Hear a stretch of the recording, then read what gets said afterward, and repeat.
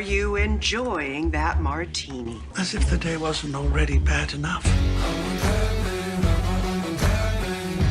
You've always been upfront, haven't you, about being a prostitute? Andre didn't play nice today. That's because some bitch stole my toys. Today in Cinema Confidential, as you can see, we're in a temple of art, and it is my pleasure to be welcomed at the house of actor Thaao Penghlis. Hi. Hi. It's so nice to be here. I feel great, surrounded by these works of art. You know, I came here with $180 in my pocket. I was an immigration official. You were? Yes. And I went to work for the UN for 1 year. And by accident, to get my papers, I ended up studying Chinese art and English 18th century art. I had a very eccentric boss. His collection of Chinese furniture is in the Metropolitan Museum now. And one day, Jacqueline Kennedy came in. Wow. To where I was working as an apprentice. So he had gone to lunch, and he wouldn't let me go to lunch. And then he left with another actress called Claudette Colbert. And so Jacqueline Kennedy came in because she heard so much about our collection.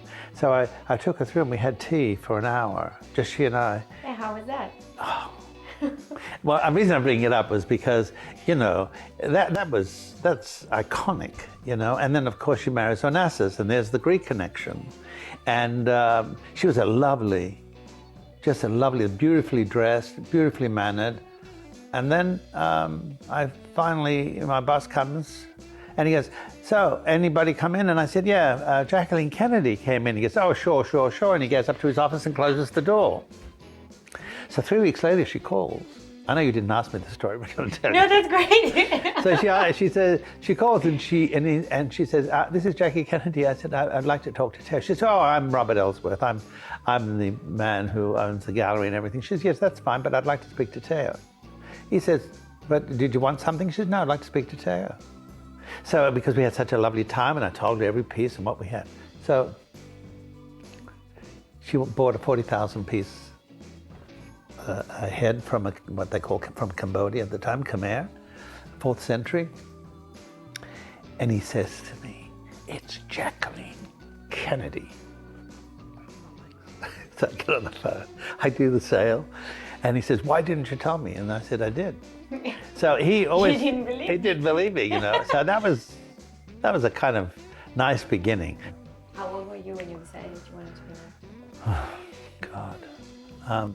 Even when I was 29, I still didn't believe. There was nobody in my family in Australia, you know. I mean, I was an immigrant son, you know. You were in Australia, but with Greek heritage.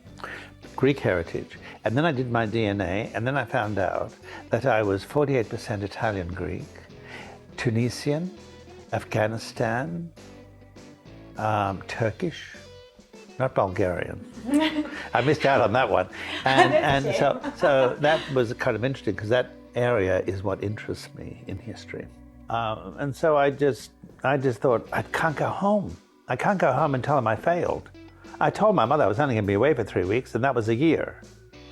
And then I went back home. I lasted 8 days, and I came back and then decided to commit myself. And so I met Milton Katselas, and he was doing a Broadway show, and he was Elia Kazan, his assistant. And then Milton approached me and said, "Listen, I want you to be my assistant. We're going to go to Los Angeles, and you can assist me." I said, "No."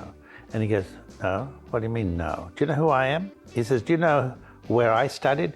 "With Elia Kazan. Now you means that you are next, and you're studying with me. Do you know what that will do for you?" I said, "Yeah, I don't like you." He says, "You don't like me?" I said, "No, I never liked you." So I studied and lasted with him for 10 years. Became his assistant, and we became very close. So you ended up liking him at some point. Yeah, to a point. It was a great education. I mean, and he was very appreciative. Why? Because I was honest, and because he trusted me. Because when I used to take the money from the actors, every penny was there. Nothing we ever missed. So money issues with people is about trust. Yeah. So that's how we did, and then I got challenged to become a better actor, and I wanted to do that to be able to go home. So at 29, I was going to leave and go to England because I couldn't get any work here because everybody's saying, yeah, but he has that accent. And then I got my first job with Telly Savalas, and that was such a beautiful experience. What is your zodiac sign? Sagittarius, troublemaker, shit stirrer. I'm sorry. I don't know about Bulgaria. Maybe they'll just bleep me out. Huh? It's too late. You can't take it back now. Oh, okay. No, I don't care. Bleep. And so I ended up going to daytime. I was tired of being poor. Of course. You know, I mean, so I studied, and then I went into daytime. They had 30 actors coming in for the summer story. Elizabeth Taylor was coming on, and the part was to play her brother-in-law. And then I lasted 3 months. That was all for the summer, and everybody else was killed. They kept me, and they said, you'll be back in 2 months. So we kept calling. Anyway, I ended up going to Days of Our Lives. I've been doing Days of Our Lives on and on for 37 years. You are nominated for awards. How do you know? I know. Oh.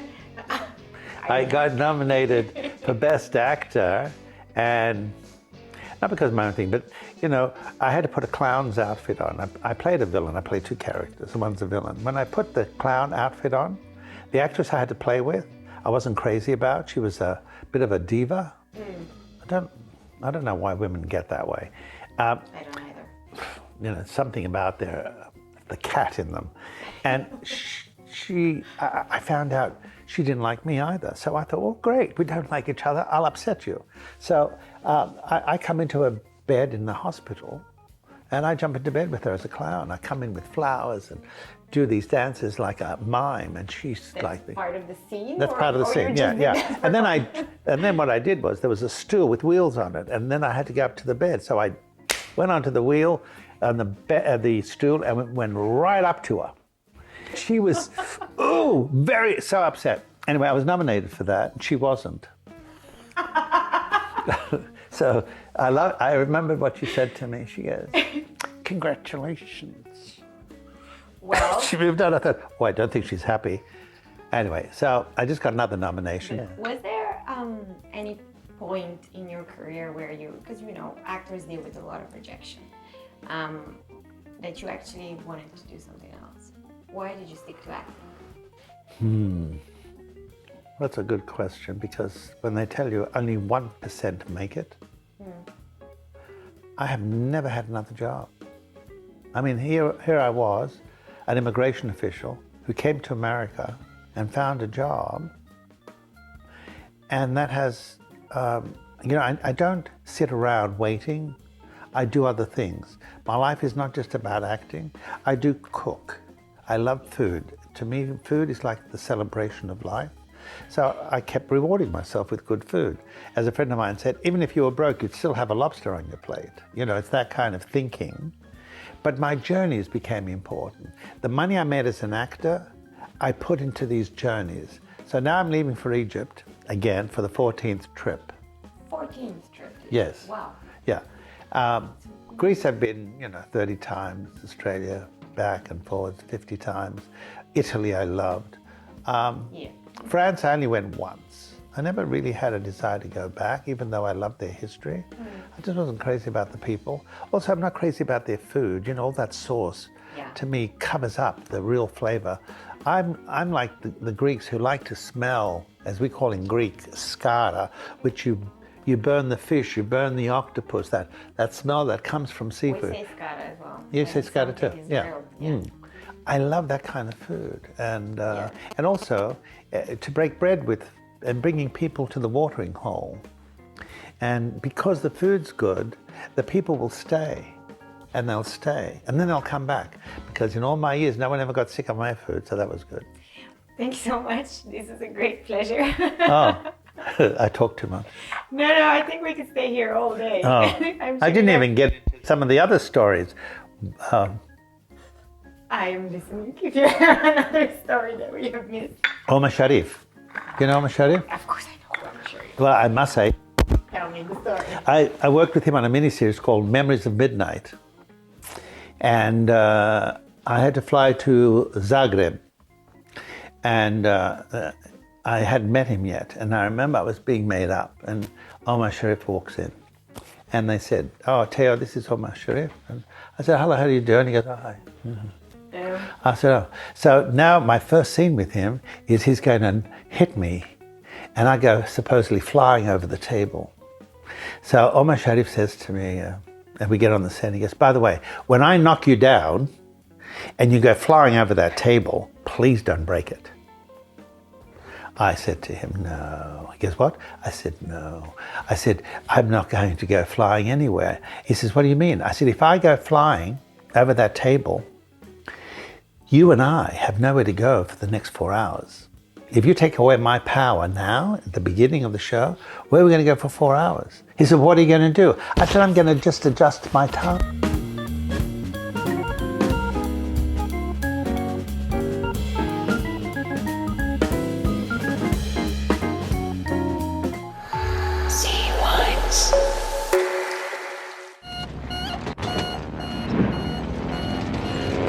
Mother of God, no! Oh, shit!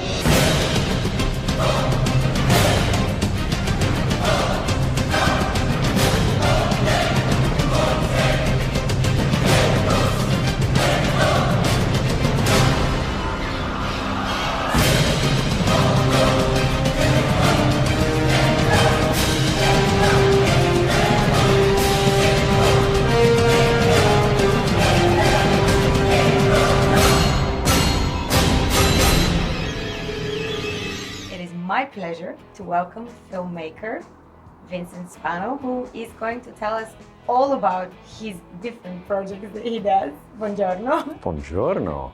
Come stai? Io sto bene. I didn't know you were going to talk in Italian. Well, that's it. Okay, that's it. All right.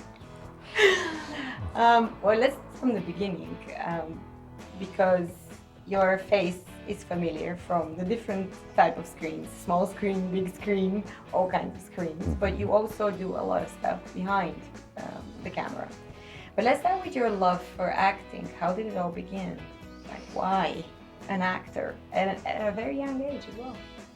Well, you know that, huh? Well, yeah. Well, I was a New York boy, and as you know, New York is known for theater, and it's known for a lot of really solid acting talent. I think it's because it's a very dynamic place, and so even young people are exposed to a lot of life. Yeah. They see a lot, they experience a lot. It was destiny that a friend of mine, his mom, had me meet someone who could send me out and audition for things. Because I didn't even know what that meant, audition. I didn't know what that word meant. And I seemed to have success in the audition process very quickly. It was very natural for me. So I just got one little thing, and then another little thing, and then I got a big thing, which was this Broadway show, The Shadow Box. That was very exciting, to be 14 years old, be on Broadway. It was a drama. It was a big deal. It was a big deal. It went on to win the Best Play Tony and the Pulitzer Prize. It was a magical time. And then the next year, when I was 15, I did my first 2 movies. So I had my experience in front of the camera. When actually my very first experience in front of the camera was, that I considered substantial, was my friend asking me to do his Super 8 movie. He was my age, 14, and I fell in love with filmmaking that moment when I walked into his apartment in New York and saw all the equipment, and he's preparing with the storyboards and the script, and the actress who's going to play the role was there. It was just really, it was like, this is it for me, forever. I just knew it. So I actually went out and got my own Super 8 camera very quickly, within weeks, and all my own equipment, and I started making little films. So about the time that I was 18, I applied to film school, and it went very well in New York. 2 in New York, 1 in California. I was blessed, I was accepted everywhere. And when I was going to go to film school, I got a big movie as an actor, my first real big movie, which was The Black Stallion Returns, which was an incredible experience for a kid from New York to be suddenly flying to Europe for the first time and leaving the country for the first time. And being based in Italy, which is where all my ancestry is from. So I went to Italy to prepare, and then we went to Morocco, and we went to Algeria, and it was about 6 months experience, you know. You were They don't- 18? 18 turning 19, correct. Also, the producer of that film was Francis Coppola. He was the executive producer. So my interest in filmmaking was huge, and Francis was one of the gods of cinema. You know, I had Still pictures. is. Yeah, he still is. I wonder why somebody hasn't taken a rifle and blown your head off. That led towards working more for Francis. Eventually, when I did a role in Rumblefish, which was an amazing experience. Amazing experience. But in between The Black Stallion Returns and Rumblefish, I did a film for John Sayles called Baby It's You, which was a terrific, terrific project. I don't know if you've had a chance to see it. I know, I don't think I think you really enjoy it. It was really well written, beautifully directed. Rosanna, Arquette, and I are the leads. It's a kind of wrong side of the tracks romance, and it's really something special. So by the time I was 19, I had all these 3 first big movies in the can. You know, they were already in the Did you can. actually end up going to film school? No, I never was able to go to film school. It was I I got film school in the field. Yeah. I had skin like leather and the diamond hard look of a cobra. I was born blue and weather, that I burst just like a supernova. Hi. What's your name? Jill. What? Jill. Pleasure to meet you, Joe. They call me the Sheik. Because you know, you don't get into anything without some sort of enthusiasm about that character. So everything sort of has its germination in, I'm really excited to do this project, to play this role. I would say in general, I have had a lot of fun playing villains. Yeah. I think they're cool. And the place where they let me do the best villains is Italy. Very nice. So I've played a couple of really intense, scary guys over in Italy, and I had a lot of fun. And when you go to Italy, people obviously they recognize you as these villains and stuff. Do they try Yeah, I to remember talk to once you? I was in Trastevere, and this guy, he looks at me and goes, "Oh my God, no, it can't be. It can't be. Rodolfo?"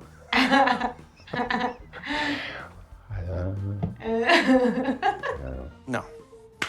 I'll just set another place. Oh my God, it is ruined. It's all ruined. What, the veal? For my life. God, don't do that. I thought you meant the veal. I'm talking about my life. I had my wine and my Brian. Sarah. Don't you come near me. This is your fault. My fault? Yeah, you just waltz right in here and you ruin my life. And now when this is all over, you're just gonna waltz out again. You don't know that. What makes you happy in life? Makes me happy? A lot of things. I love movies. Love watching movies. Love watching Let's movies. go outside of movies. I love reading. Love reading. I love, well, that's a big part of my life is, imagination and telling stories and being told stories. I love sports. I like to think too. I like to think about things, But be able to turn the mind off. When I have to, turn it off, give it a break. So I guess I'm, just a fairly simple person in that way. And I have a beautiful son who he's into music. He's the music guy. Nice. And he writes stuff, he sings, he does everything.